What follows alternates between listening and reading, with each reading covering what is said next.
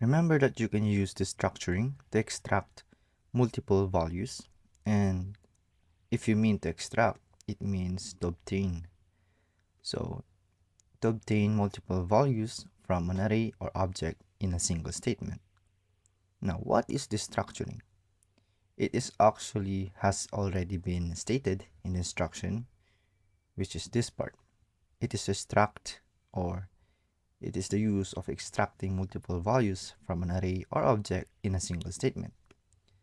And it says for the first parameter of your callback function, so we know that this is our callback function, and this is where would we input our parameters.